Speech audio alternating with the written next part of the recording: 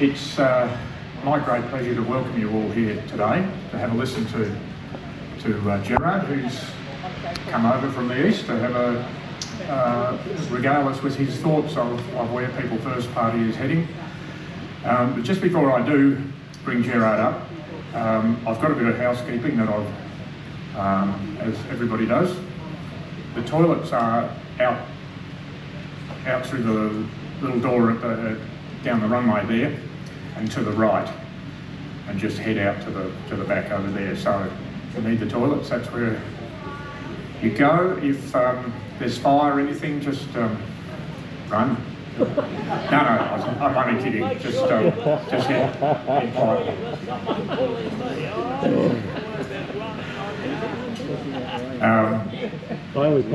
On the way in, there was a fair sort of a crowd, and some people may not have been able to put their email address on the paperwork with Patsy up at the desk. And so if you would like to be kept informed of when Gerard comes back and happenings with People First Party, on your way out, if you would just stop at the desk there and write your email contact details with Patsy if you missed out on having that what if you today. Remember? Do you still remember doing it? I'm a member. No, you'll be right. No, so there really is a lot of people that paid cash on the way in, and so if you remember, that's fine. We've got your details. We know where you live. Okay, so before I welcome Gerard up, I'd just like to give you a bit of background where I come from. Bob Wilson's my name. I'm a semi-retired farmer from up in the north of the Gingin Shire. I was there for pretty much, my wife and I farmed there for pretty much 40 odd years. What area? Up in the north part of the Gingin Shire. Oh, So yeah, we were cattle farmers up there. We started off with sheep, and when the wool crash came, and sheep weren't worth anything, as some farmers in the room may remember, we ended up burying about 3,500.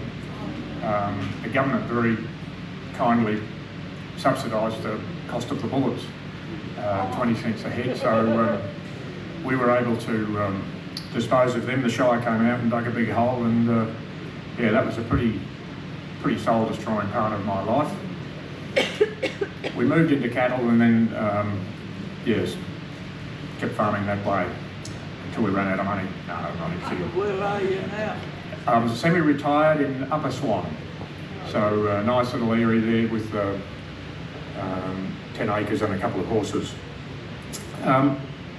Just as a bit of background, when I was young, I used to make jokes about politicians, and I guess that was because I always thought that our political leaders were honest, smart, and had our best interests at heart. So I didn't need to be involved in politics at that stage. I got on with my life, went farming, built a business, built a family, and yeah, that was me. My family were National Party supporters, always had been. I just did the same, voted for the National Party. That was until the National Party, the party of the farmers, decided that they would support net zero. Now, if you've got any idea about farming, you've got the cropping farmers and you've got the livestock farmers. Now, to get to net zero for the cropping farmers, you've probably got to stop using, say, diesel. Yep, that's fairly handy for a cropper and his headers and his tractors, to stop using diesel. Livestock, well, you know, those buggers just keep barking, and so you really just have to get rid of livestock. Or you could use this additive that they've now brought in and was mandated over in, I think, Norway and Denmark, is now killing the cattle. It's saving the planet though. So look, I thought our leaders were intelligent. So I've seen recently leaders like Julia Gillard, Kevin Rudd, Malcolm Turnbull, They're all on the blood. ScoMo, and last but not least, the mighty Albano Sleazy. Yeah, but what about So, the parties missing around? any of you that may be small business and employ people, would you seriously contemplating employing any of them? No. They were our leaders, I'd shoot them. and you wouldn't employ them to save themselves. So I decided that I needed to get involved in politics. I've supported a couple of parties, minor parties, independent parties, because I can't support the major ones. I've followed Gerard Rennick and his travails in the Senate, and eventually the Liberal Party shafted him. And I guess Gerard's story, but I guess to me it was, he came out against the vaccine mandates. He's always been a climate change denier, some would say a climate change realist. Spoke his mind, and that didn't go down too well with the major party. So they shafted Gerard. Before the last election, he resigned from the party and formed his own party, the People First Party. And look, I supported the two candidates here in Western Australia who ran for the Senate. One being here today is Jodie Clune, who is the WA State Chairman of the WA branch of the People First Party. Jodie said to me, look, I'd like you to be the country rep, state rep for, and I'm thinking the country, there's only 3 branches in the country, so that can't be too hard. And then she said to me a bit later on, actually, if you wouldn't mind, I'd like you to be the state representative for all of the electorates. There's 16 of those, and well, you've got some like, well, as we know, Curtin, which is an inner city one. It's 93 square kilometres to cover in Curtin, and so the person who takes on Curtin has really got some work to do, covering 93 kilometres. I just happen to have here somewhere a little piece of paper that I looked up how big some of the rural electorates were, and Durack, as you may be aware, is 1,410,000 square kilometres. That is a challenge. But anyway, we're up to the challenge. I guess we were, as I asked about country people and my take on them, country people are the same as anyone else. They're looking for leaders. And we've been failed by the mainstream leaders that we've looked up to in the past, the National Party and the Liberal Party, on the Conservative side. And if you're on the Labor side, well, heaven help you. Hopefully you're here now to have a look at alternatives. But I have found a leader that I believe I can trust, and I believe he's got the ability to inspire people. And I hope you'll give a warm West Australian record. Oh, before I finish and introduce Gerard, I must thank Mike Matich, the owner of the Crooked Spire. Mike and I stood side by side handing out how to vote cards at the last state election, where Mike ran for the Liberal Party and I was supporting the independents because of Sophia Mormond, who was also spoke out against the vaccine mandates. So Mike Matich, thank you very much for giving us putting this on. Unfortunately, we're sort of jammed in between a morning church service and an afternoon church service. So at 3:30, we actually have to be out of here. So I won't speak for any longer, other than to say another thank you to our major sponsors at the moment, the Funk Drinks Company, and we've got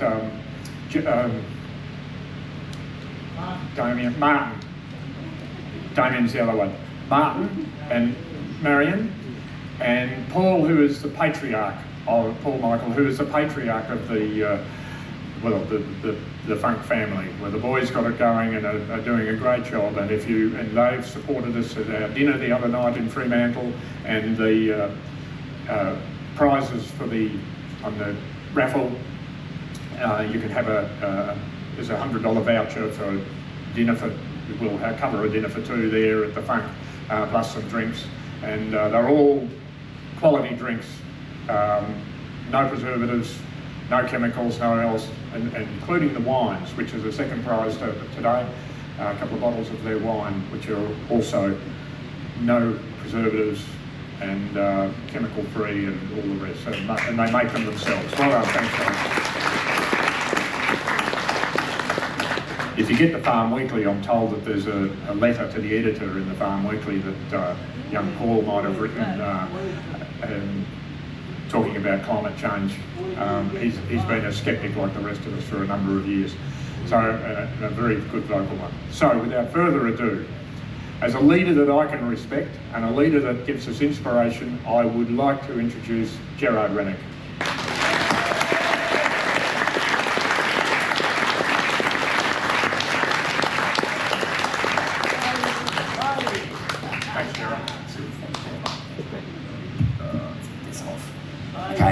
Hi guys, it's great to be here this afternoon, and can I thank you all for giving up your Sunday afternoon to come and listen to a politician, a wannabe politician actually, who isn't even in Parliament. But I guess that's probably a good place to start, because you might be asking yourself why a politician who isn't in Parliament has flown across the country to be here on a Sunday afternoon and has given up his weekend to try and promote people first. And the answer to that is very simple, is that I want to make sure our children get the same opportunities as our forefathers gave to us. I think we live in a beautiful country called Australia. I think you guys are very lucky to live in a beautiful city called Perth, and you're very lucky to live in a great state of Western Australia, which, by the way, without Western Australia, Australia stops turning, because 40% of Australia's exports come from WA.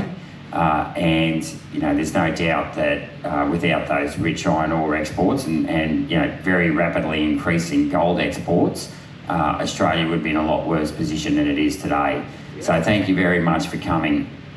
Now, obviously the fact that you're here, I suspect most of you know about my time in Parliament. And in that time in Parliament, I focused on issues. In my role as President of People First, I have one goal and one goal only, and that is to basically build a machine to beat the machine, because we can't solve the myriad of issues that we have unless we actually get the numbers to get a number of politicians, ideally a majority of politicians, into Parliament that are going to actually fight for the things that we believe in.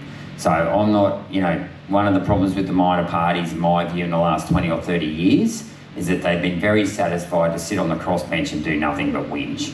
I'm not interested in whinging. I want to focus on solutions. In fact, one of our policies is we have the solutions for today and the vision for tomorrow, because we need to be able to give people not just the solutions to deal with what they're facing today, and obviously that's cost of living and a number of other things, but we need to give people a vision, because if we do that, we will give them hope and we can motivate them to do something. Because one of the many, I've received, hundreds of thousands of messages over the last 6 years, and probably the most common message I get is, what can we do about this, or why is the government doing this? And the only thing that we can do, and we're very lucky to have this ability, is to actually engage and become, coordinated in a manner whereby we can participate in the great process known as democracy. And for too long we've been prepared to sit back and just accept that it's fait accompli that the two major parties are going to run the government. Now, their primary votes are slowly, if not, the Liberal Party's probably more accurately, I won't say rapidly, but very quickly becoming rapidly.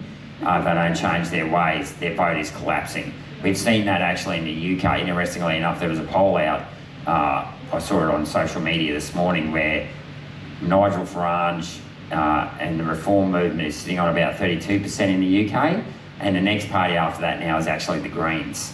So the Greens have actually got a higher percentage of vote than Labor. So, and then it was the Liberals, I think, or the Conservatives on 13% and Labor on 12%. And I can see a similar thing can happen here in Australia very quickly as things tend to get worse in terms of cost of living. But what I want to focus on is this building this machine and the importance of and how we're going to go about it. Now, what we really need in this country is an active grassroots membership, an active grassroots party.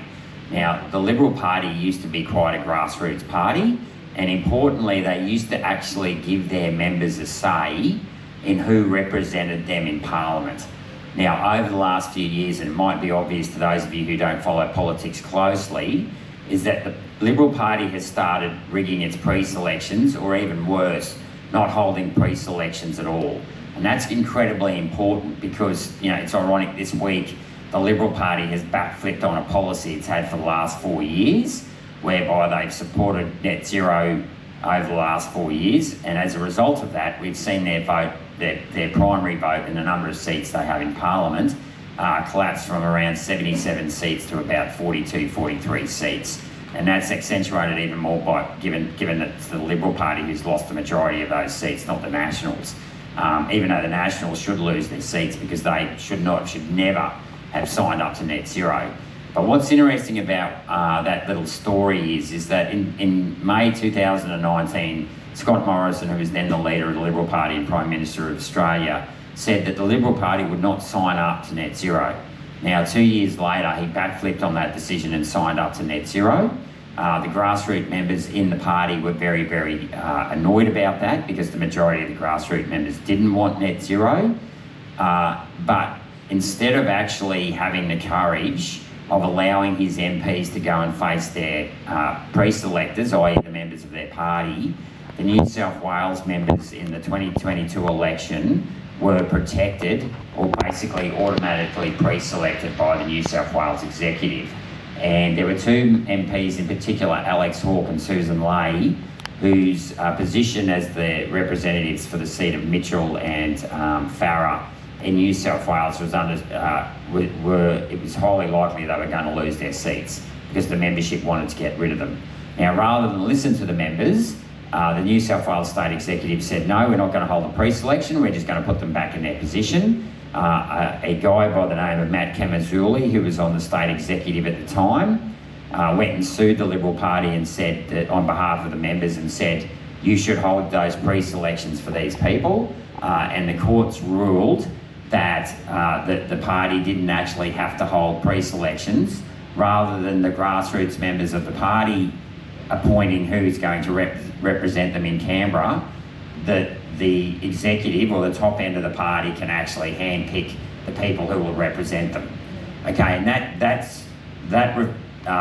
for me was a turning point because it was a point at which the Liberal Party no longer was a grassroots party, it was a top-down party.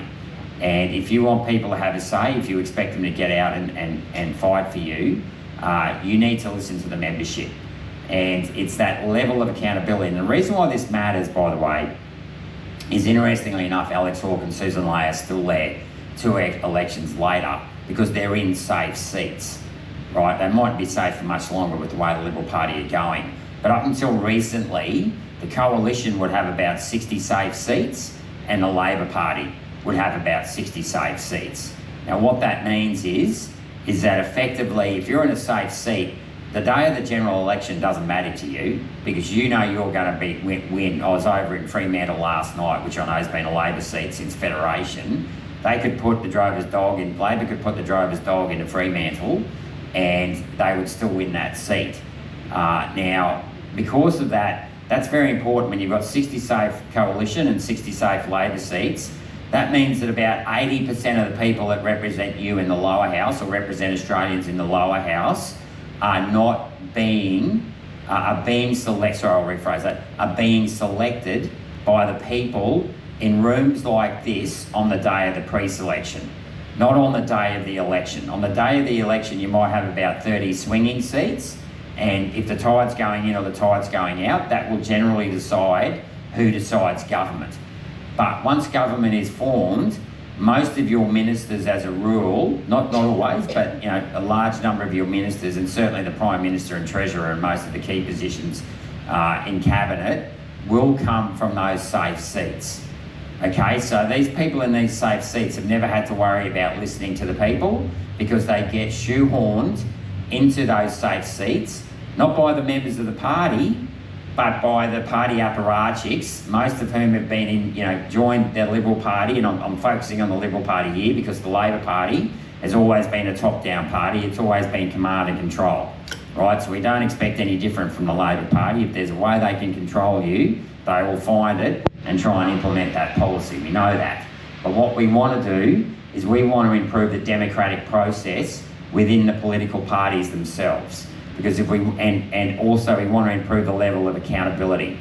Because if you want to improve the level of accountability in Parliament, it needs to start inside political parties themselves. And that's what we're trying to do here at People First, is that as a member of this party, you get to have a say on who will represent us, and we may not run in all 150 seats at the next federal election, but you will get to have a say in who gets to represent you in the general election. And then if they do get to Canberra, they have to uphold their policies. Because here's the thing, had Susan Ley and Alex Hawke gone back and faced their members, they would not be sitting there today in Parliament. Someone else would be.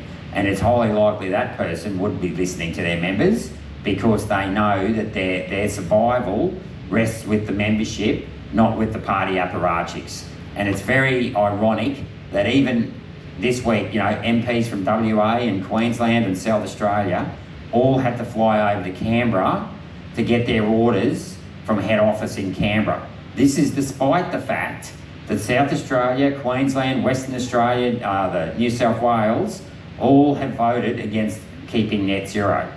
So if the membership of a party votes to get rid of something, or, you know, votes for a particular policy, if you're representing those people, you shouldn't be flying to Canberra to be told what to do. You should be standing in rooms like these listening to the membership. And that's what we want to do at People First. So we will make sure that everyone gets a vote on, if you live in a particular electorate, on who your candidate is.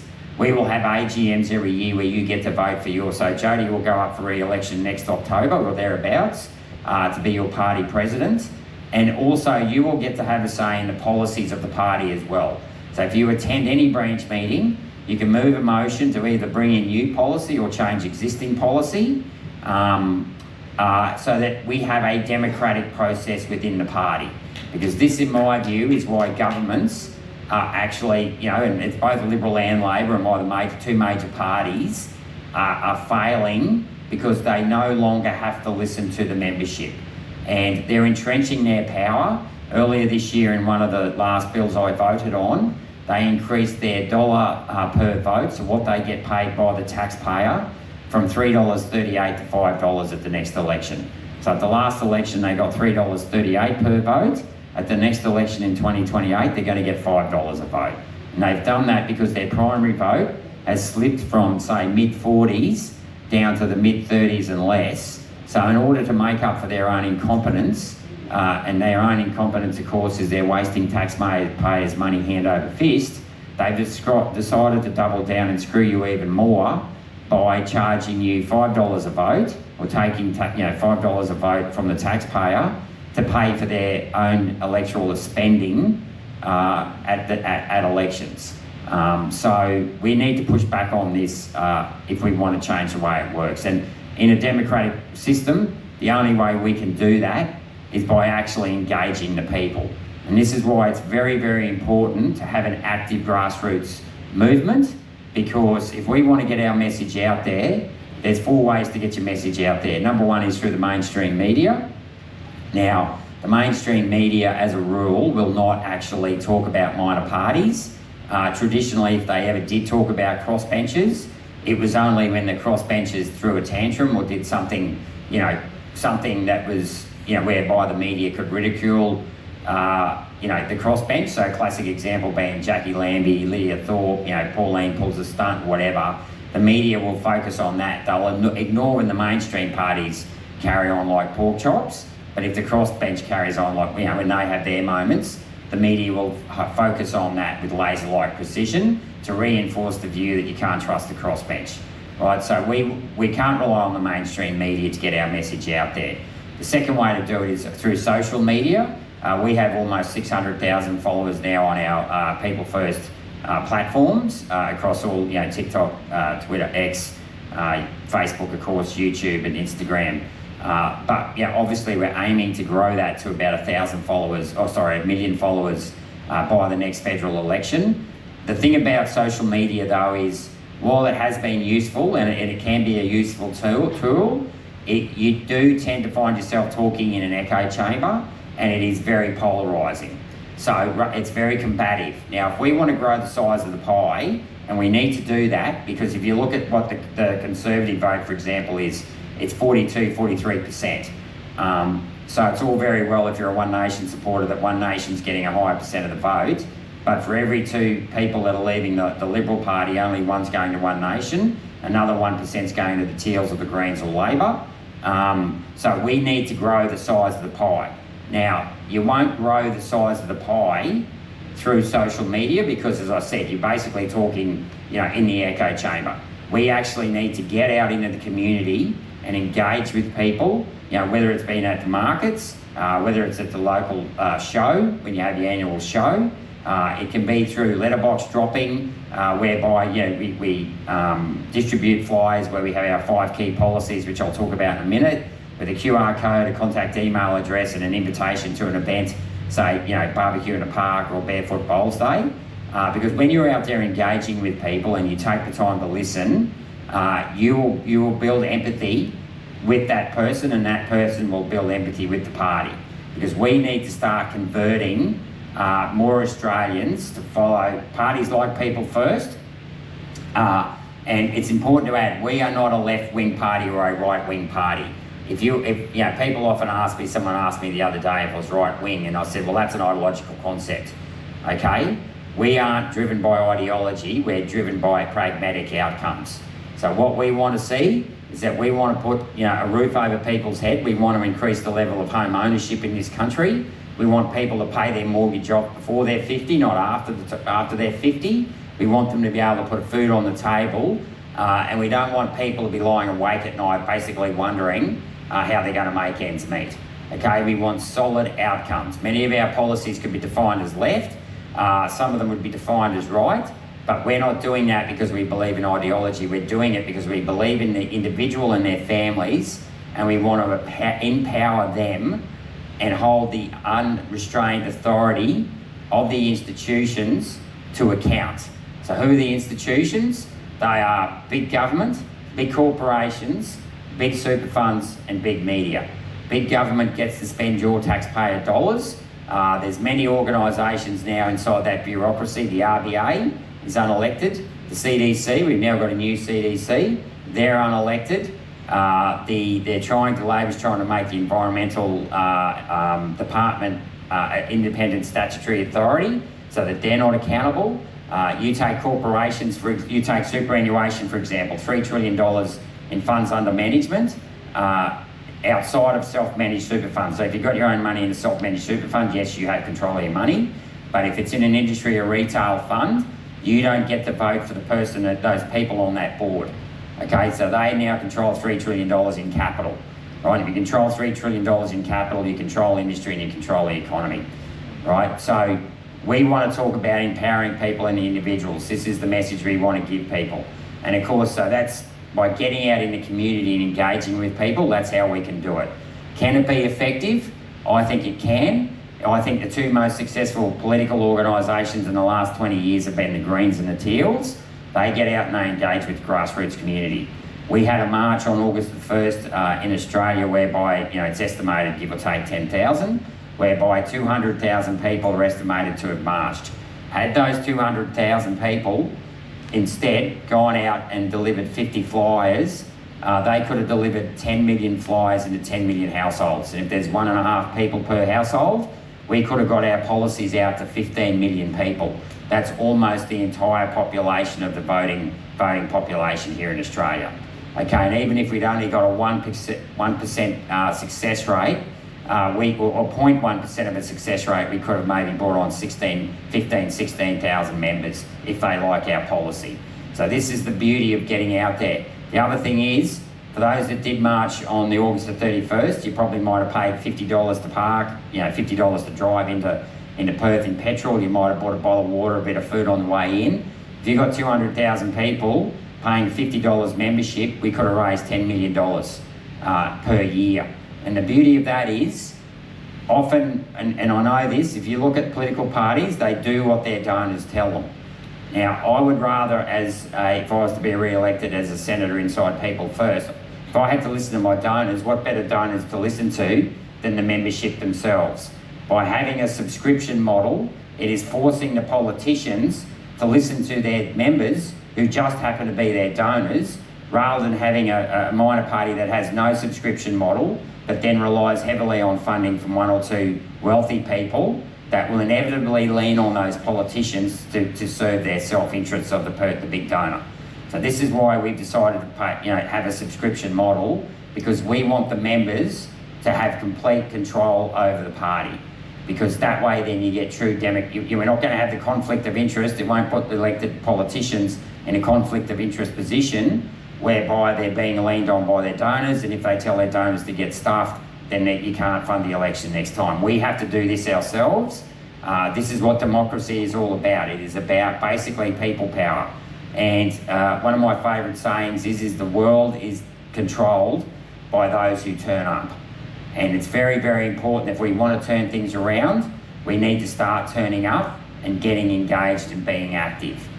So they're the three ways to get our message out there. Mainstream media is no good for us, but social media and grassroots campaigning will help us get our message out there. And I believe that we do have great policies. So that is why we want to sell those policies to the people. So what we'll do, so we've got to get out of here by a bit after 3. But what I might do now though is actually talk a little bit about our policies, and then we'll take some Q&A from the floor if that's okay.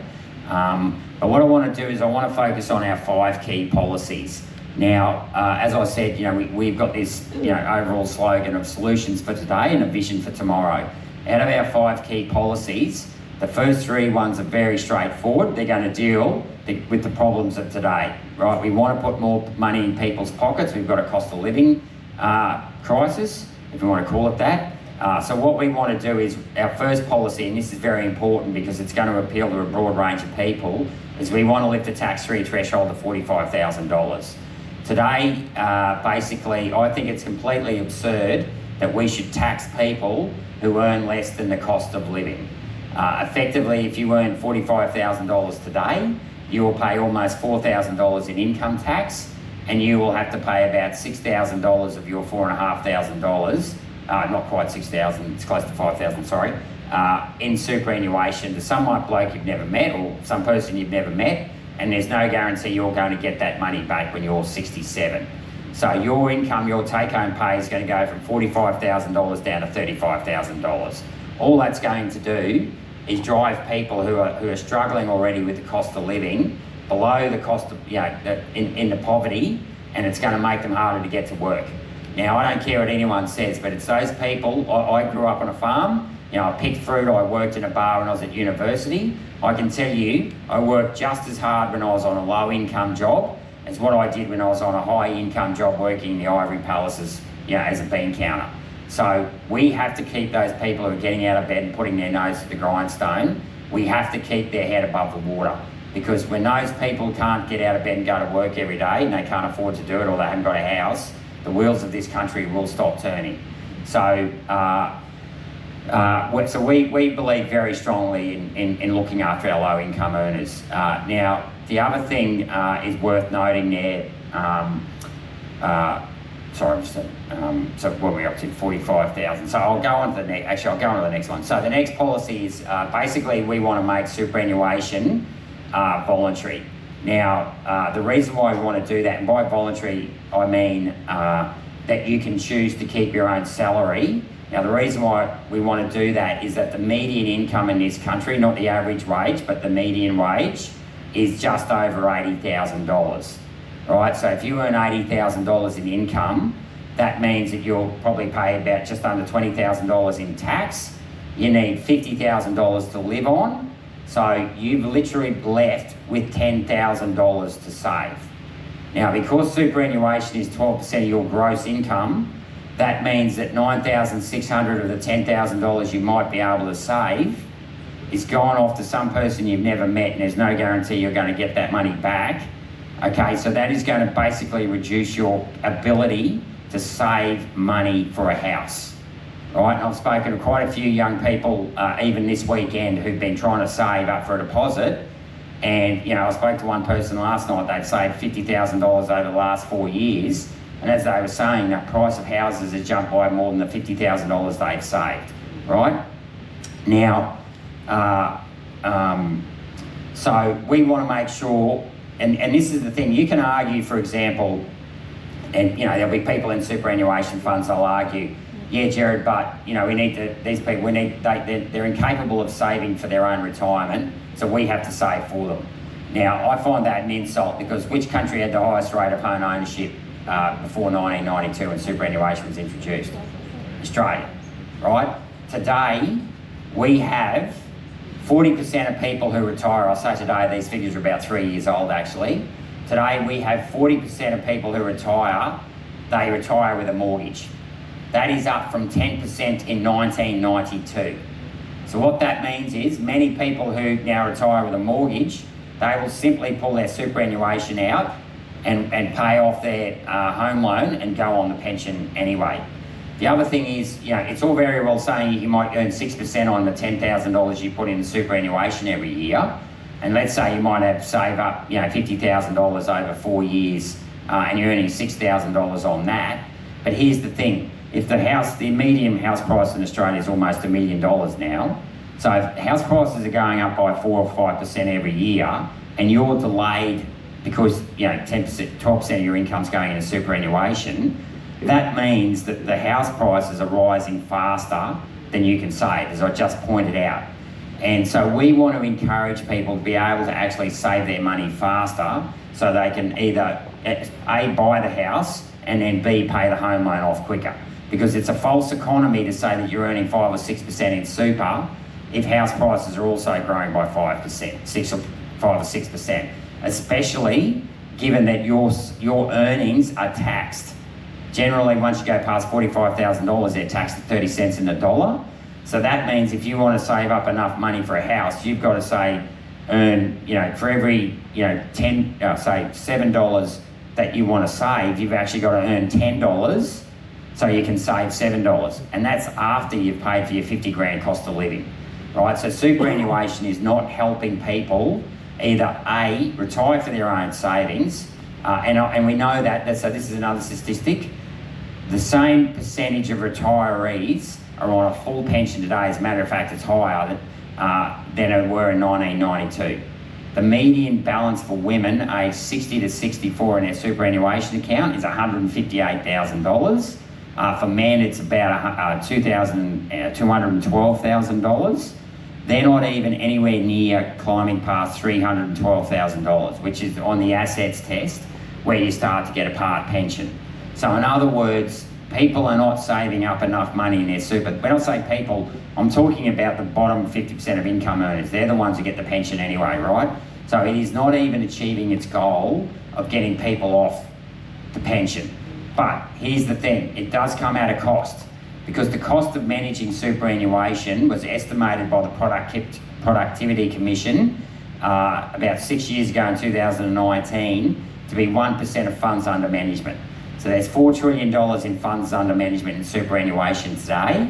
So that works out at about $40 billion being paid to financial planners and all the people that manage the money to manage superannuation. And we do not need any more financial engineers in this country. I'm one of them. We need more civil engineers, mechanical engineers building real infrastructure, which I'll touch on in a minute.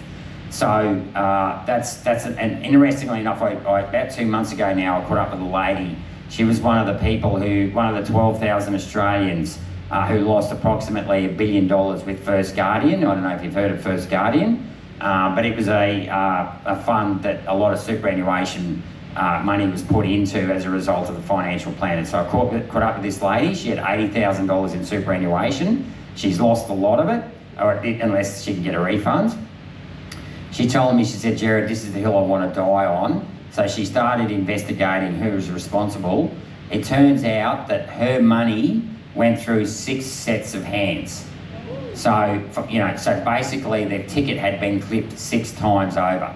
Now this lady wasn't particularly wealthy. She was a horticulturalist, she was a gardener.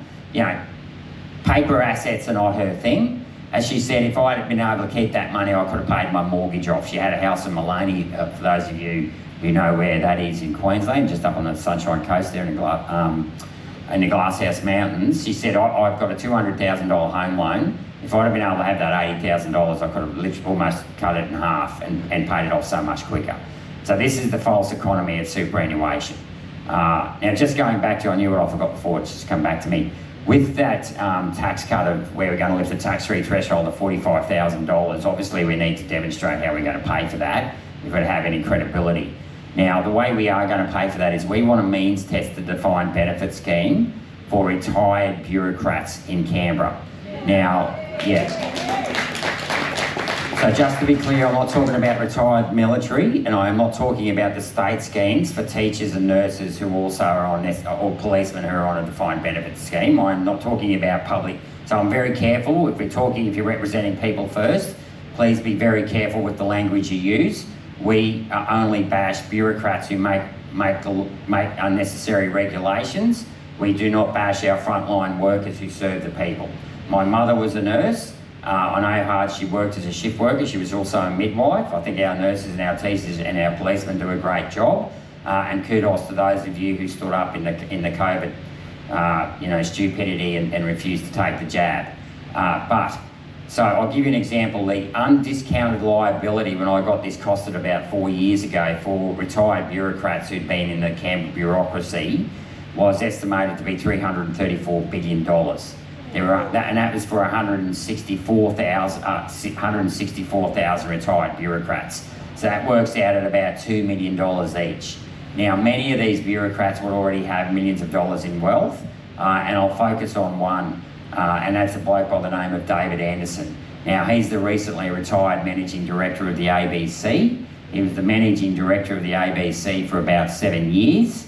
He was on a salary of over $1 million throughout the time he was a Managing Director, so already very well paid by the taxpayer. His defined benefit was 37% of his final salary. So do the sums, 37% of 1.1 million is just over $400,000 a year. He retired at 56 from the ABC, so if he lives to 86, he'll get paid at least 400 grand a year for 30 years, which comes to a lazy $12 million. So we think it's entirely unfair that retired bureaucrats, including politicians, should be able to get such a golden handshake without being means tested. So effectively, we're going to apply the same rules to the bureaucrats as we are to everyone else in the private sector. And if their assets are less than $312,000, they can get a pension of about $30,000 a year, like everyone else. And I should say, by lifting the tax-free threshold to $45,000, that means that if you are on a pension and you're earning $30,000 a year, you can earn another 15 grand before you pay any tax. Because we do want to encourage, some people aren't ready to retire at 67, they may want to work another day or two a week. And I'd rather having our pensions work an extra day or two a week than having immigrants come in, adding pressure to housing and that to do the jobs that we won't do. If Australians want to do the jobs, and I know many pensioners do, we want to encourage that as well. But that saving of means testing the defined benefit scheme, we estimate should save somewhere between $10 and $15 billion a year. The second way we want to save money is abolishing subsidies for renewables. We estimate that will also be $10 to $15 billion a year. And the third way, there's a lot of other tax loopholes I want to close, but I won't touch on them now. But the third thing we're going to do is Treasury do not model secondary impacts. So those of you who understand economics or finance, they're assuming that if you give a $1,000 tax cut to someone on a low income, that none of that money actually goes back to Treasury in the next 12 months. Now, I think that's complete and utter rubbish. I know it's complete and utter rubbish because the idea that someone on a low income is going to save their tax cuts is ridiculous. They'll spend most of their money. Fair enough, as you go higher up the income stream, you might be on 250 and you got a $5,000 tax cut. You might buy a more expensive foreign car or go on an overseas holiday. But people on the low income, especially if they've got families or whatever, they will spend that money in the community. So we are going to assume a 50% return on every tax cut, every dollar tax cut returns to Treasury in the first 12 months. Now, we've got some good anecdotal evidence that works because John Howard and Peter Costello in the late 90s and early 2000s cut income tax every year. I know because I was back in the day when I was watching every dollar I was earning. And I always used to look forward to budget night because we'd always get a tax cut, which meant it was kind of like a pay rise. But interestingly enough, they ran surpluses whilst they were giving income tax cuts. And I'm a big believer if anyone rides a bike, whether it's mountain bike or roadie, you know that if you ride in a lower gear, you have a higher cadence and you can go for longer. And we want to lower the income tax burden in this country because we think that people who get out of bed and put their nose to the grindstone shouldn't pay any more tax than they have to. So that's a bit more for our first policy.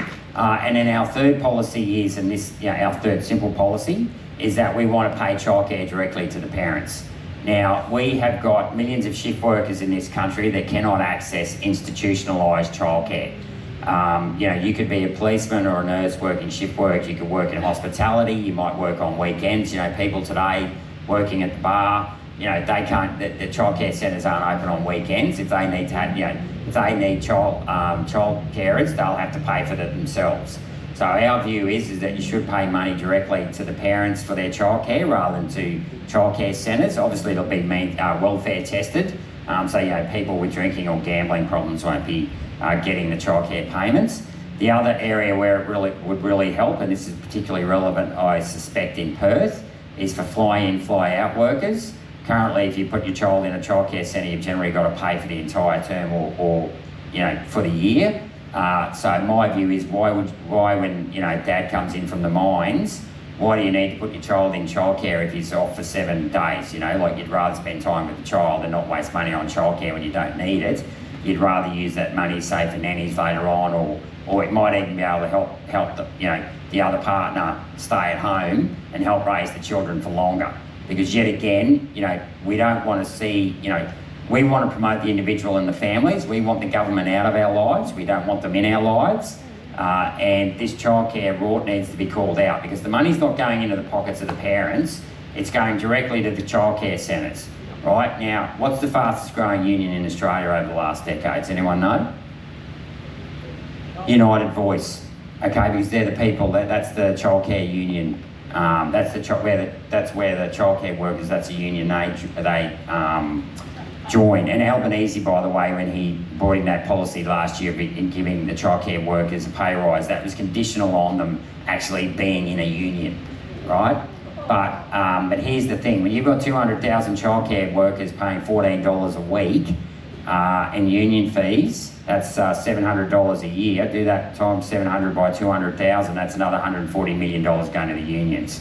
So yet again, we're seeing this habit here with the Albanese and these so-called handouts, where the money isn't going to you, the individual, it's going to the vested interests. So with childcare, it's childcare centres and the unions.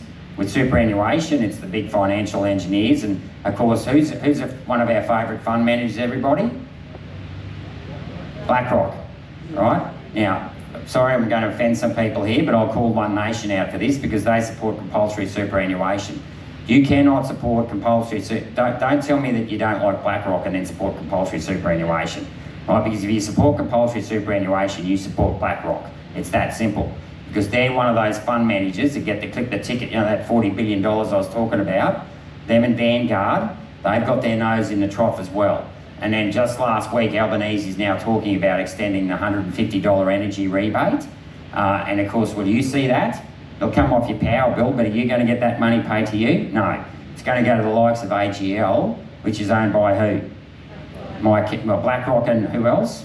Mike Cannon Brooks, right? So they're trying to close down their brown power coal stations in Victoria and to go on to renewables. Now, I did a post on this a couple of weeks ago that 2GB picked up, but their accounts actually show that the cost of renewables is much more expensive than the cost of actually their own coal-powered fire stations. And interestingly enough, they've got a little table there. It's just such a gimme if you actually know how to read a set of financial statements.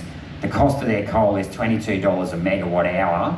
The cost of gas is $115 a megawatt hour. Now here's the thing, they're going to shut down their coal power fire stations, which provides 4 gigawatts of energy, and they're going to replace it with 12 gigawatts of capacity through renewables. So we can determine by that the capacity of those renewables, and we do already know this, is about 30 to 33% because the sun isn't always shining and the wind isn't always blowing. But here's the thing, that if you are going to have to rely on gas for give or take 60% of the time, that means you're going to be using gas at and it's $115 a megawatt now. Wait until you have to rely on it when there's no more brown coal around or black coal. There's going to be a lot more, gas prices are going to go up a lot more. So 60% times $115, that's going to be like $70 a megawatt hour, up from the $22 a megawatt hour you can do with coal. So yet again, the government is actually in bed with the big end of town, whether it's through super funds, childcare centres, or the energy providers, because basically by doing what they're doing, they're encouraging the energy providers to go into renewables. They're basically subsidised, bribing would be a better word, bribing these energy providers to go into renewables. And of course, another crazy policy Albanese's just brought in the last month or so was the government's now going to underwrite the banks for our young children to actually buy a house with 5% of a deposit. Okay? Now, I'm going to talk about capital controls in a minute, but I'll just touch on this. 5%, if you've got $50,000 and that means that if you only need a 5% deposit, you can buy a house for $1 million. You can go out and borrow $950,000, and you will have reckless lenders that do this. And you'll have people that also lie about their income earning potential. So we're now in allowing children to borrow $950,000 to buy a house. If you had what you'd call a rational capital control or monetary policy setting of 20%, what that means is if you did save $50,000, the most you could pay for a house is $250,000, i.e. you only had to borrow $200,000, you'd only have a $200,000 loan. Now, to me, it's much more sensible to only have a $200,000 loan than a $950,000 loan. And you can see why now at least 40% of people now that retire with a mortgage, can't you? Because we're allowing people to borrow too much money to buy a house regardless of their income potential. The banks will look at your income potential, but often that's the quality of the loan application docs aren't always the best, and we saw that in 2008 in the States with Fannie Mae and Fannie Mac, where a lot of loan applications have been bodged up. So they're our 3 key policies. They're the first of our 3 key policies, and they're just designed to be very simple, to appeal to the maximum amount of people, and we're not going to actually cost the taxpayer anything. All we're doing is we're going to weaken and stand up to those unaccountable institutions, and we're going to go back and we're going to put more money in your pocket to empower you and your families, right? So the next policy, now this is a little bit more complex, and I'm going to summarise it by this, is that we are going to reform our taxation and monetary system, and these are the key words, to put Australia first, okay? So a lot of people may get lost in this, and don't panic if you do, but this is the key difference between us and every other party, between People First and every other party in the country. Because we know actually how to fix the structural imbalances in our economy by unwinding policies that were introduced back in the 1980s. And I'm going to talk about these policies now so that you can understand A, how we've got in this position, and then B, how we're going to unwind these policies to get us out of the mess that we're in. So I'm going to start off with the first one, and that is 1983. A bloke by the name of Bob Hawke, who was Prime Minister, he decided to sue the Tasmanian government in what was known as the Tasmanian Dams decision. You may know it as the Franklin Dam decision. He took the state government, Tasmanian government to court because he wanted to block them from building a dam. Now put aside the argument of whether or not you should have dammed the Franklin. That's not what I'm talking about here. I'm talking about the legal mechanism that the federal government used to override the powers of the states. So Bob Hawke went to the High Court. He said under section 5129, we're going to argue that the foreign treaties power can override the plenary powers of the states. Now, one of the plenary powers of the states was that the states manage their own water. In other words, water control of water is not listed in section 51 of the Constitution. Now, what that meant was, Hawke was arguing that if we sign a foreign treaty, or the federal government signs a foreign treaty, it can override anything that the state government wants to do, right? Now, that has laid the groundwork for the federal government stepping in and just about stopping, almost any productive infrastructure asset in this country ever since. And we saw an absurd example of this in 2023, 2 years ago, whereby a gold miner in Orange called Regis Resources, they own part of Tropicana Mine out here, were blocked from building a gold mine in New South Wales, despite the fact that they paid the New South Wales government $160 million for environmental approvals. Now, how that was blocked was that someone claiming Aboriginal heritage, and the reason why I say they're claiming Aboriginal heritage is that other Aboriginals in Orange were claiming this Aboriginal wasn't even from Orange. But they've basically used cultural grounds, and then the treaty of, whatever the UN treaty is on cultural grounds, to override the environmental powers of the state to stop that gold mine from being built. And we saw a similar example about a decade ago up in Queensland, whereby a Darney coal mine was blocked by, I forget whether or not you wanted an Indian owning it or not. The fact is that the Queensland state government wanted to build a coal mine. It was blocked by the federal government because of a rare finch. Now, for those of you who don't understand, Queensland is to coal, or coal is to Queensland what iron ore is to Western Australia. So, you know the story of Lang Hancock flying over. If you read the, I forget what the name it was, but a book that always used to tell me they knew there was iron ore in Western Australia, but they couldn't work out when they were flying over why there was no difference in the anomaly. And it turns out the entire, all the ground was iron ore, so there was no difference in the magnetic pitch they were getting. Well, it's similar in Queensland. So the biggest area in Queensland is called the Brigalow Belt, the biggest environmental area. The idea that you couldn't build a coal mine in one part of Queensland. So the Brigalow Belt goes from where I was born in Chinchilla and the Western Darling Downs all the way up to Collinsville and just south of Charters Towers. So it extends for 1,500 kilometres. Now the idea that one bird could stop, was going to be, the habitat of one bird was going to be damaged by a coal mine was just absurd. But the Environmental Defenders Office in Queensland went and appealed to the EPCB Department, Environmental and Protection Department in Canberra to stop that mine from being built. Long story short, what we've got here now is two levels of government. So if you just do have a sympathetic government that wants to get on and build infrastructure, you've got to have two sympathetic governments at the same time and then be able to get through all the bureaucrats, right? So long story short, we have a federal government that act, or that decision by the High Court, has enabled the federal government to apply any foreign treaty to override the domestic powers of our own governments. Now, that is wrong. That Franklin Dam decision was actually based on a precedent Burgess called the Crown. And it was a case in the late 1930s, whereby this guy flying a biplane through the Sydney Harbour and around the Sydney Harbour Bridge just after it was opened, the federal government stepped in and said, look, we can't have this lunatic flying around the Sydney Harbour Bridge in a biplane. He's going to cause an accident. And the guy took the federal government to court, and the courts ruled that actually the Australian government should have aviation powers. Now, the reason for that, of course, is that came about was that in 1900 there were no aeroplanes, right? So there's sometimes, the Constitution, this is why you do have to have a little bit of a malleable Constitution, because we didn't always think of things. But on the other hand, when they came up with 5129 that the federal government should have, the right to sign foreign treaties, you can't tell me that the founding fathers, the United Nations or the League of Nations had never been created then, right?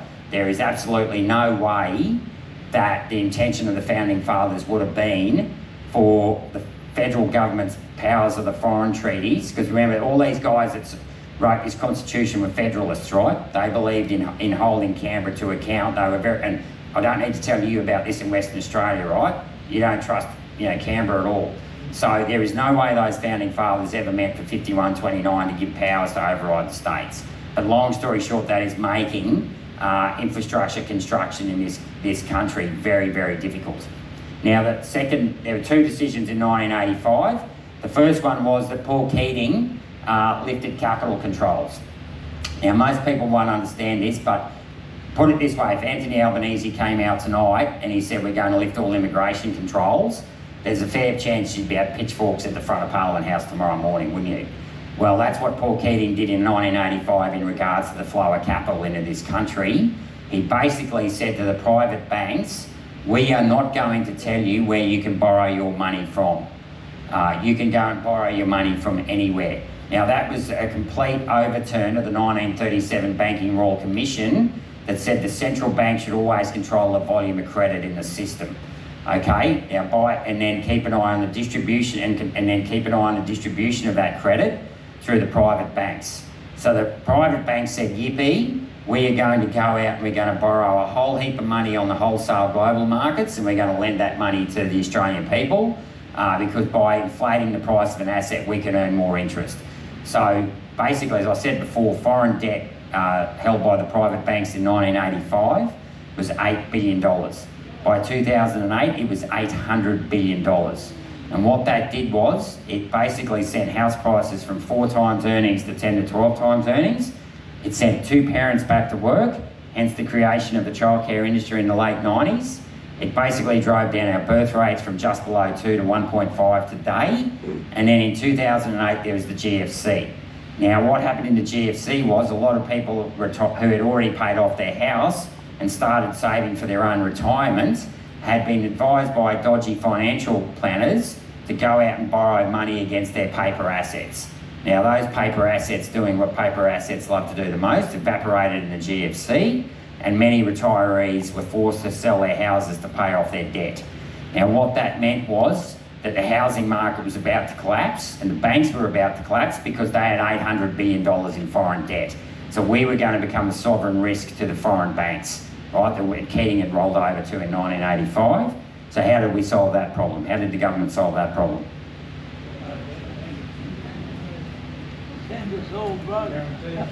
It did bail out the banks, but how did it bail out the banks? Well, they did give a guarantee for a while, yeah, but how did they bail out the banks? They allowed foreign students to buy houses. And what's happened since 2008? What's been one of the fastest growing industries in Australia? Foreign students at universities, right? So can you see how immigration, so I disagree with Pauline Hanson. I don't think immigration was a problem in 1996. In 1996, immigration was less than 100,000 people. The biggest immigrant, the highest number of immigrants came from England and New Zealand. The real problem with immigration came in 2008 because of the reckless monetary policy of Keating in 1985. Now, do you know what a balance sheet looks like? You've got an asset over here, you've got debt and equity over here, right? So what we've done there in 1985 is we've expanded the amount of debt we have in this country, right? Now over here, what's our asset? If you're looking at it from a country's perspective, is the number of people we have, right? They're our asset, people. Now before 1985, so what happened in 1985 was John Button introduced the Button Plan, where he effectively abolished tariffs on our manufacturing, right? And what that meant was that our manufacturing could no longer compete, and we let a lot of our manufacturing go offshore. Now, before 1985, and you know, from a neoliberal point of view, that may sound very good, but sorry, Jody's got a hand up. Yeah, okay, thanks, Jody. So I'll get on with this then. So the long story short was that we ended up, a lot of the people that would work in manufacturing had to go and get a trade, right? So what happened was, we're now 40 years on from 1985, and what's happening is all those people that used to finish school and go and get a trade, the majority of people are now retiring. Now, when my sister, she went to school, high school between 1977 and 1981, she's 6 years older than me. When she started high school, she had 4 classes of grade 8. When she finished high school in grade 12, she had half a class. Most of the blokes had already left by, the end of grade 9, end of grade 10, and they went and got a trade. So now what we've had over the last decade is that where our workforce, the majority of our workforce went and got a trade and actually added value, they're now retiring, and the next generation coming through, they've got university degrees. Okay, and we were told in 1985, and I'm old enough to remember this, that we didn't need manufacturing because we were going to become a high service economy. And we did become a service economy, didn't we? We became a service economy in childcare, in superannuation, financial engineering, in academia, university academia, and of course did universities pay for themselves in this growth, this massive growth? Did they actually pay for this? Who paid for the expansion of the university sector? Taxpayer. Oh, and what was the name of the plan that expanded from Western Australia? Lower House. Dawkins. John Dawkins with the Button plan. He came along with the Dawkins plan, he came along just after the Button plan, and instead of saying to people, we're going to actually, get you out and get a trade and where you add value, we're now going to pay you to go to university where you can become broken brainwashed and graduate when you're 22, 23 with massive HECS debt. And just to make life even harder for our children, we are going to take, not that they said this in 1992, but Paul Keating introduced superannuation in August 1991, or that was my first year of work. Does anyone know the results of the referendum in 1991 where Paul Keating went to the public and said by 2025, we're going to take 12% of your income and give it to someone you've never met, and there's no guarantee you're going to get it back when you're 67? Do you know what the result of that referendum was? There was no referendum, was there? New Zealand had a referendum, they didn't they? In 1997 they had a referendum on compulsory superannuation. You know what they voted? 92% to 8. Yeah, I'll finish the mention. So long story short, these plans have basically, and then Howard came along, I'll say this very quickly, introduced the baby bonus, the first home buyers grant. He abolished the nuclear, said ban nuclear, introduced the national curriculum, and he also introduced the renewable energy target. So we had Labor introducing neoliberal policies, and we've had the Liberals introducing socialist policies, right? You see how in the majors, they always do what the other side wants to get them on side with opposition, but they're both being pulled, the uni party's being pulled by these puppets. Now, how are we going to solve these problems? First of all, we're going to fix up quantitative easing, right? So in Keating, we're going to fix our capital controls. 2 types of capital, what are they? Got any accountants in the room? No? No accountants? You know what a balance sheet looks like? 2 types of credit. Got an asset over here, and what have we got over here? We've got debt and equity, right? We all know how our children have been brainwashed with the climate change argument, right? How many people in this room think the government shouldn't print money out of thin air? Yep, most of you? Yep, well guess what? You've been brainwashed, okay? Because what's money? It's a form of credit. There's 2 types of credit, isn't there? Yep, this is the brainwashing part. There's what? There's debt, and there's what? Equity. And as a sovereign country, so debt is what? The legal instrument behind debt is what? A mortgage. What's the legal instrument behind title? Sorry, I just told you, behind equity. It's title, right? What's Australia? We're a sovereign country. What does that mean? We have title over 7 million square kilometres, and more importantly, we have title over all that untapped wealth that comes out of thin air, right? Which is what? Rain, sunlight, soil came out of thin air 4 billion years ago, and how do you get wealth from that? You sing it every time you sing the national anthem. It's wealth for toil, right? So if you go out there and you can build a dam for free, right? It doesn't cost us anything to build a dam. If you've got a farm, you go and drop a bull in a paddock with 20 cows and you come back a year later, you should have 20 calves, right? If you put a dam in the paddock or water the paddock, right? We have Mother Nature giving us recurring wealth every year out of the sky. But what we did, so what happened with those capital controls in 85, another thing was that when we said we weren't going to tell the banks what to do, we had this idiotic bank called the Victorian State Bank that decided it was going to get involved in investment banking. I bought a company called Tricontinental, which was an investment bank. It nearly went broke, or it did go broke. It sent the Victorian State Bank broke, which then nearly sent the Victorian government broke. So how did the Victorian government get out of that mess? How did they bail themselves out? They started selling infrastructure, didn't they? So not only have we de-skilled our population on the asset side, the other asset we have, if you're a country, is people, infrastructure, and land, right? Or, you know, land, rain, all that stuff, right? So in order to pay off our debts that Keating let in, we've basically started selling our infrastructure, haven't we? So how are we going to fix it up? We're going to bring back an infrastructure bank. And in the same way BHP or Woodside will issue new shares to build a new oil gas field offshore, we're going to issue infrastructure bonds to the federal government. Infrastructure bonds being just the same as when a new company issues shares on the stock exchange.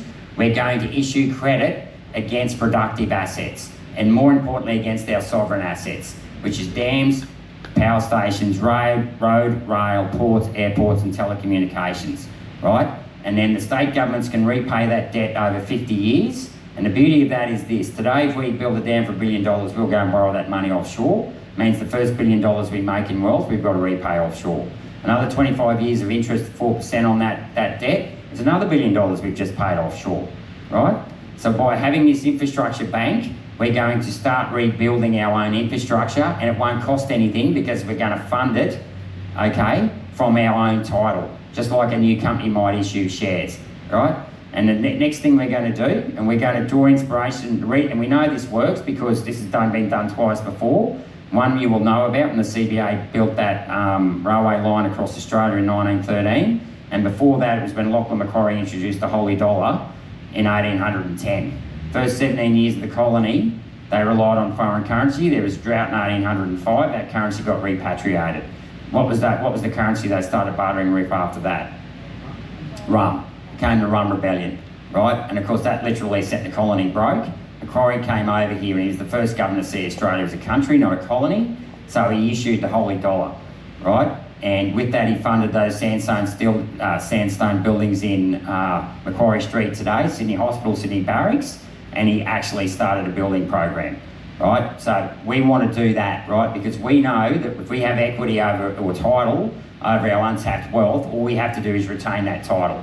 And as we build those infrastructure assets, we'll start buying back the infrastructure assets we sold.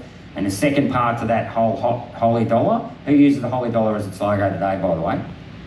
You see it when you drive into the capital, in the Perth CBD, it's up there on one of your buildings, Macquarie Bank. You know that little logo? That's the holy dollar. That's the first currency we ever had. Why did he put a hole in it? Because he didn't want the currency being repatriated offshore. By putting a hole in it, because it was the Spanish bloom, the reserve currency of the day, he wanted anyone that made money in this country was going to be forced to reinvest their money in this country.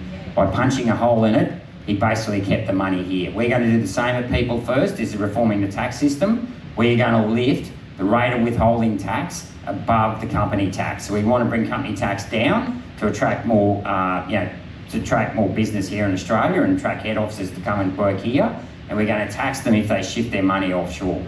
I'll finish on this. Basically, Ireland in 2022 made $1.4 billion in sales here.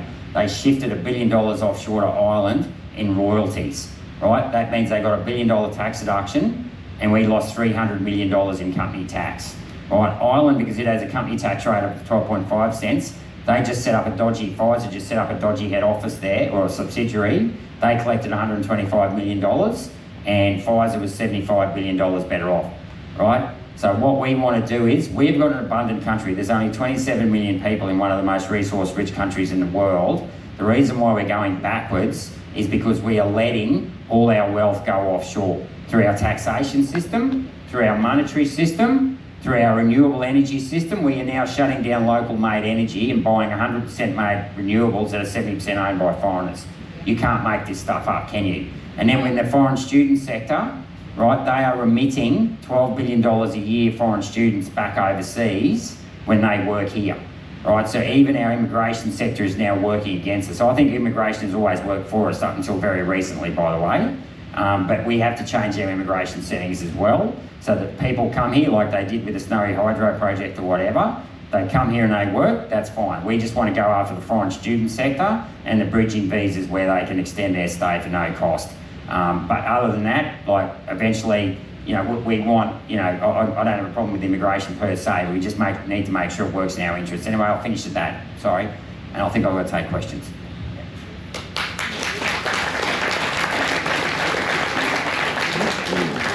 Look, it's, thank you, Gerard. It's unfortunate that we will have to be out of here before on 3:30 at the latest. So we're a little bit tight for time.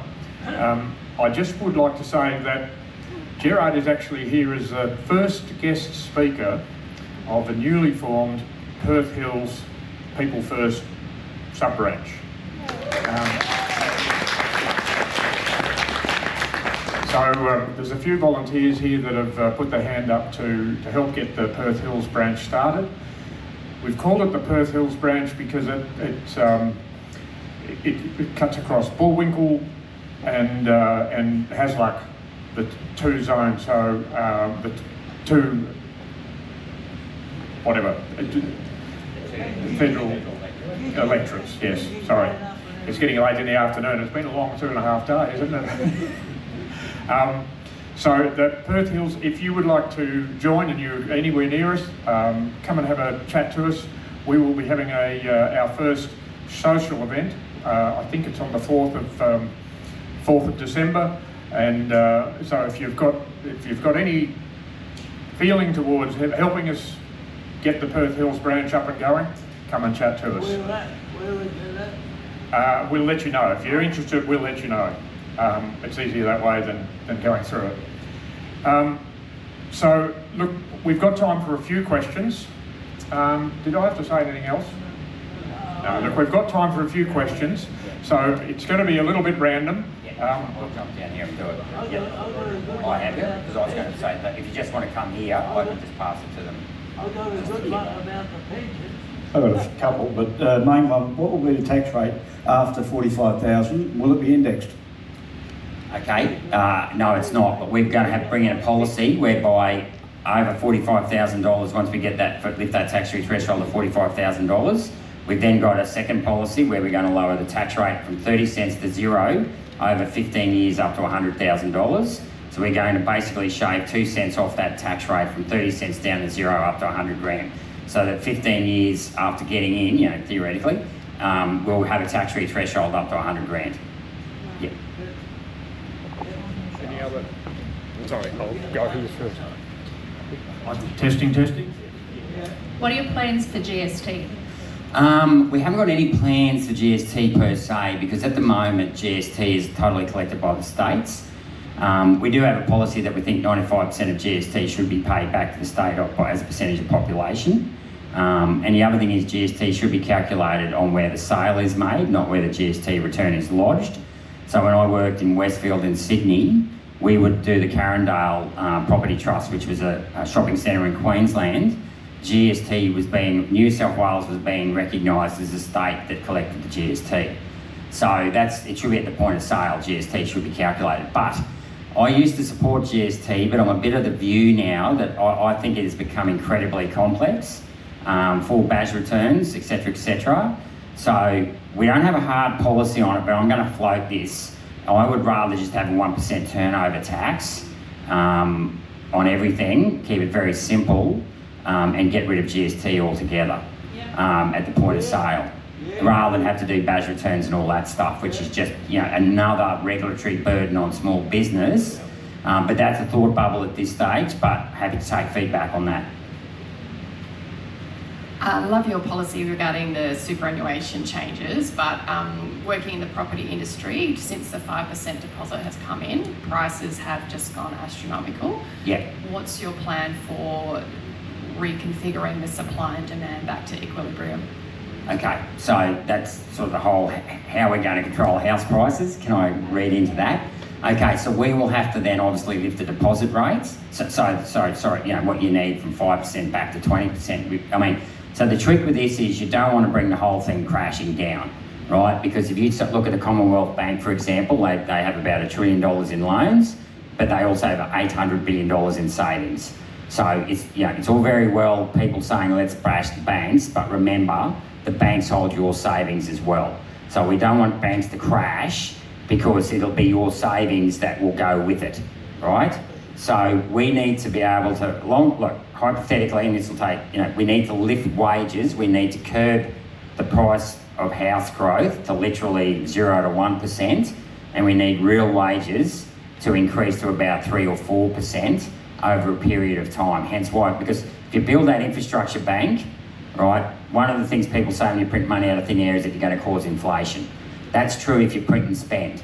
But if you print and build, so when you print and spend, you increase demand, right? If you print and build, you'll increase supply, right? So if you increase the supply of energy, increase the supply of water, and make transport faster, have more ports, we should be able to drive down the cost of doing business, which should increase productivity that way.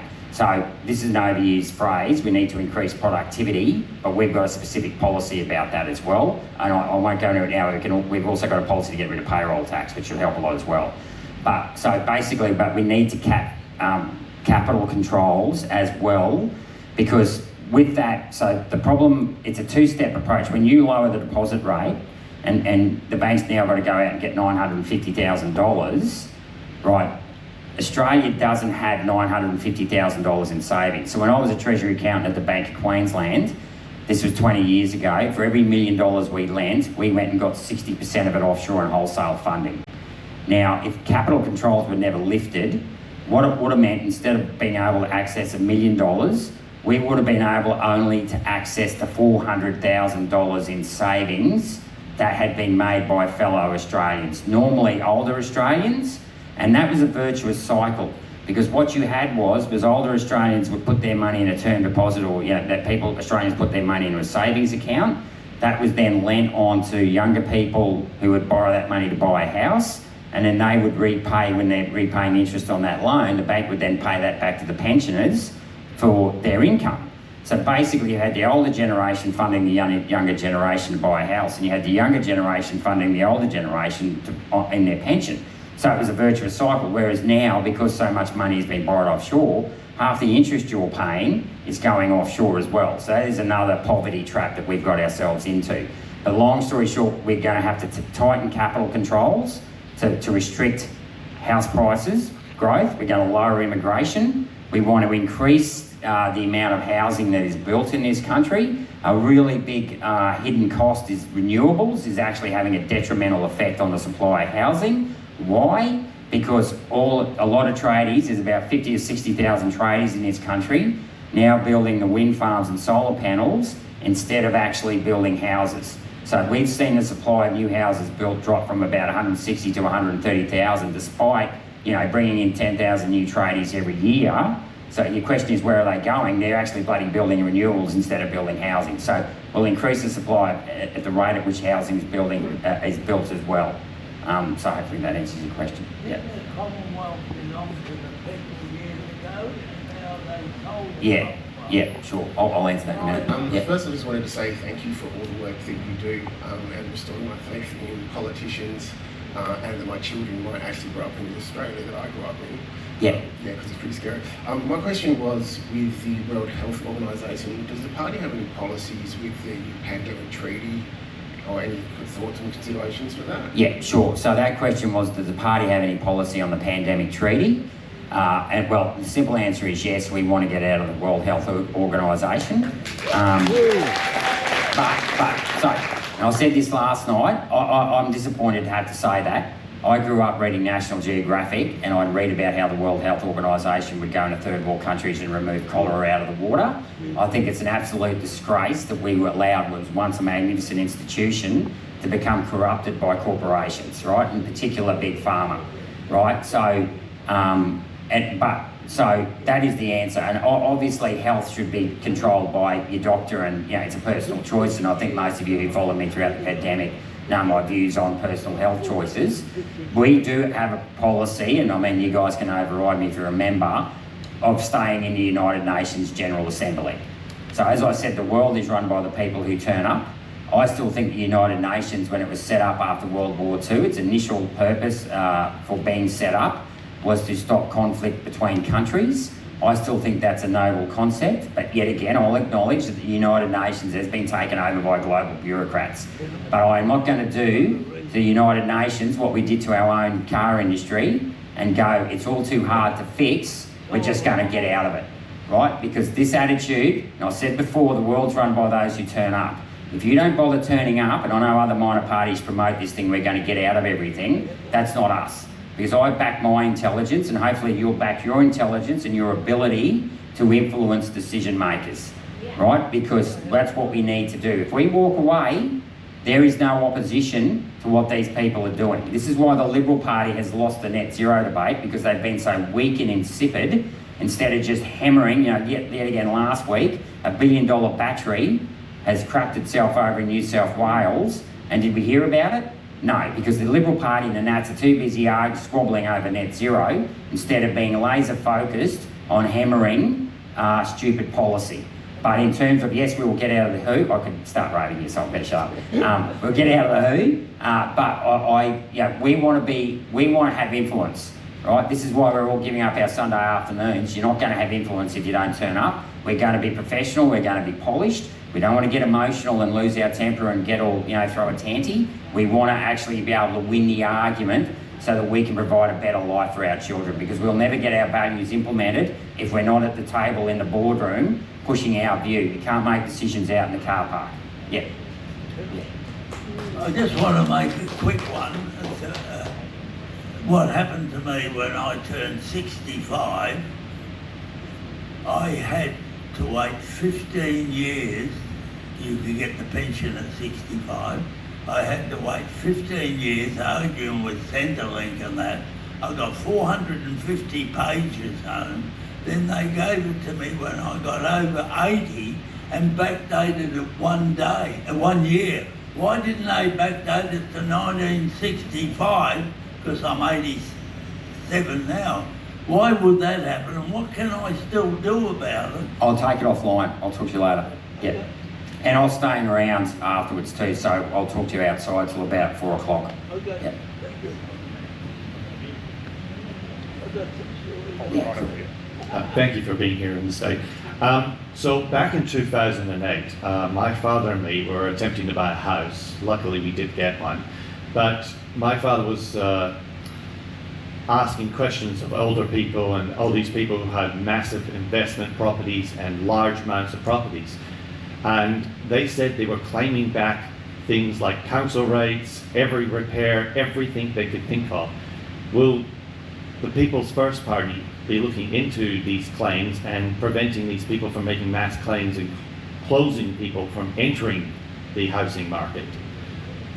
Yeah, okay. So basically, if you've got a rental property under Section 8(1) of the Income Tax Act, you are allowed to claim deductions against your income, right? So the question is, my problem with the rental property market is that if you're basically only paying 50% cents in the dollar on CGT. So if you're a young person and you're trying to get ahead, so if you earn $100, you've got to pay, say, 30 cents in the dollar. Let's say that's your average tax rate. If you make a $100 capital gain, you're only paying 15 cents in the dollar. So, sorry, I got that wrong. So if you make the capital gain, you're only paying 15 cents in the dollar. So what that means is that you cannot, if you assume that you're both you're saving to get into the market, you're paying twice the rate of tax as someone who's already in the market. So once you're in the market, you've got an inherent advantage to actually, to stay ahead. So one thing we are doing is getting rid of the 50% CGT. We're doing that on shares as well, and we'll bring back indexation because we give too many tax breaks to passive income, and we really need to be lowering the tax rate, both company payroll and income tax, on actual active income. Yeah. Is that it?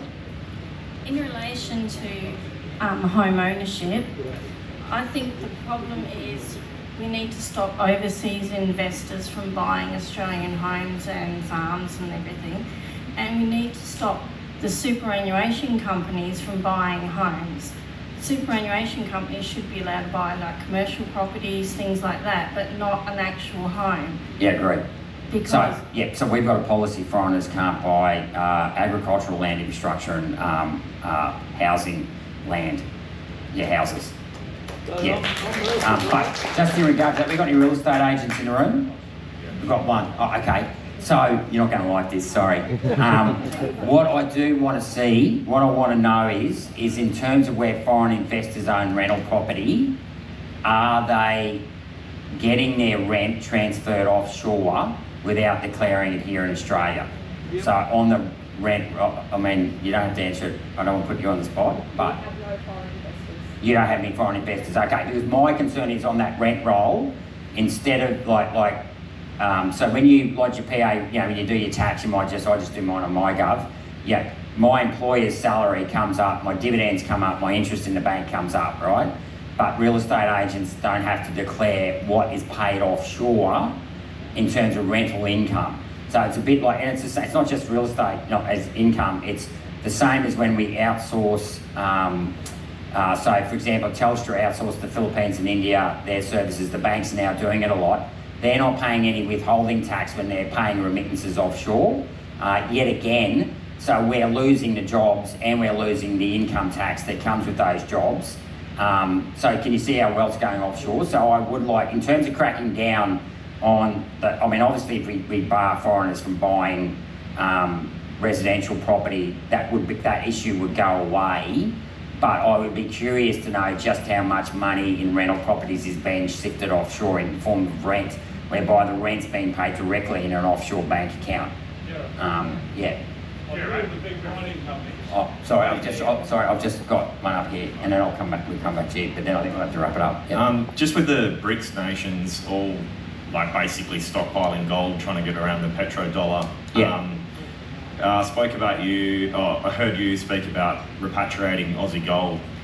Yeah. What's the plan there, and can you ever see any scope for having a even if a percentage gold-backed dollar in Australia? Okay, so yeah, good question. I think it's highly unlikely we'll ever see our gold again. I do have the serial numbers and the year of refining for our gold bars. They gave it to me. I'm not allowed to release it. I released a part of it on a Facebook post once, just to demonstrate our gold bars have all been refined since 2015. So what that means is, now the gold bars should not move, right? But the fact that they've all been refined since 2015 means our own gold bars are moving. So our RBA colludes with other central banks to lease out gold to suppress the price of gold. And obviously they're acting against our interests, especially here in WA where you've got a huge gold mining sector. Step one. Step two, look, my view, even though I love gold and I'm a gold bug, is that I want an infrastructure-backed currency whereby our wealth of the country is through manufacturing, infrastructure, and things like that. So gold can be useful, but yet again, I mean, gold is, for a private investor, it's very useful. And I do think central banks should buy gold and hold it. But I want to see, infrastructure and manufacture. That is the best way to support your currency, is to be able to stand on your own 2 feet as a country and produce your own goods and services. And we'll finish up on this, a really important thing that we want to push at People First is manufacturing today is highly automated. And what that means is that in 1985 when Button let manufacturing go offshore, the argument was we couldn't compete with Asian labour. That's no longer the case because so much of it now is, like steel factories in Europe are virtually 90% automated. And I would love, we're going to push a policy whereby, you heard of the Iron Boomerang project? Has anyone heard of that?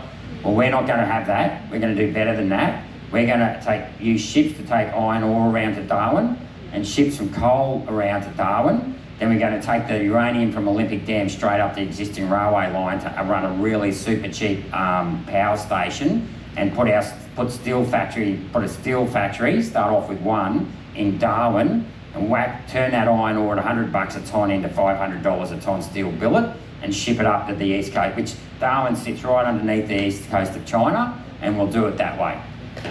So yeah, that's a cool bubble. But ultimately, gold, even though I love gold, it's not a substitute. There's no substitute for having our children with the right skills to produce the goods and services, the infrastructure. And I'll finish up on this. Our greatest general, John Monash, legend has it that he never fired one bullet in battle. He was a great general because he was an engineer and he knew how to build things and he had strategy and vision. And we want to be, you know, when it was one other policy, sorry, I know I said this last one. We want to bring back the military apprenticeship scheme as well. So we want, in order, because our manufacturing industry has been gutted, the only way we're going to do this, and we're going to then use those apprentices to you know, if they want to, they can go back to the private sector, but we want to build up a military engineering core for civil engineering and mechanical and electrical engineer. Our civil engineers would build roads and ports, and our electrical and mechanical engineers will build power stations to provide the cheap energy, so we can re-skill our young people as well. And if they can stay on the stay on the barracks and get three feeds a day and a roof over their head, at least that'll make it easier for apprentices. If we can subsidise the university sector to the tunes of hundreds of billions of dollars, why can't we subsidise our young generation to get trades again and rebuild our infrastructure? So, we've got time for one more? Very quickly. Yeah. It's all right, I'll talk to you all outside. I believe the major mining companies and gas do their bookwork in Singapore and pay very little tax here. Yeah, that'd be right. Yeah. Yes, no, offshoring. I mean, so this is something we have to be careful with. In 1985, we pretty much offshored our manufacturing industry to China. When we signed the Indian Free Trade Agreement in 2023, we're basically outshoring our service industry to India. And you know, look, I mean, we don't want any more bean counters than we really need to, but if we are going to use bean counters, we want to use people in this country so that when we pay them, they come and spend that money in their community here rather than the community, you know, in another country. Yeah. Thank you very much, Gerard. As you will have guessed, Gerard could probably speak again for another couple of hours, but I'm not going to hold the plane up for him. So we better keep moving on. We have we're going to give you the great honour of delving in here for the first prize, which is a $100 voucher for the Funk Drinks Co. And that would sort of cover food and drinks, I'm sure, for a couple. So I've got a green A18. Green A18. Says them searching around. No, green 18. Searching around. Must have green A18. I'm pretty sure I got it. Oh, it's on the floor. Hang on, we're waiting. There it is. There it is. And yes, we've got 2 bottles of fine wine from the Funk Drinks Company, and Gerard is going to draw them. I've got a green A24. A24? Fantastic. All the drinks preservative free, no chemicals, and keep them chilled. Keep them chilled. On behalf of the Swan Hills new branch of the People First Party, we would like to thank our first guest speaker, Gerard, very much for coming over here, especially for us. And thanks for coming this afternoon. And as always, I'd like to finish, with politics, you often hear a lot of people, they're very depressed, they're very negative. Don't be. We live in a beautiful country. 200 years ago, we had our forefathers out there in the bush, whether they were, digging a gold mine or opening up a new property or something. They faced fires, floods and droughts. Okay, believe you me, if they could face and deal with those things, we can deal with, like Anthony Albanese, and bad politicians and bad bureaucrats in Canberra. So don't stop fighting. We owe to our future generations to leave them a better life. This has been a mad weekend for Gerard. We started on Friday night. He arrived early Friday, and then we started with a dinner on Friday night. Then we had a business breakfast at 8 o'clock in the morning on Saturday. Then we had a planning meeting in the mid-mornings, and then in the evenings we had a get-together at the a meet and greet, basically for members at the down in Fremantle, and then we had an information evening which ended fairly late. And then today, so Gerard's been put to the test and made to work, and the person who held the whip behind it was our chair in WA, Jodie Clune, and we thank you very much for organising it.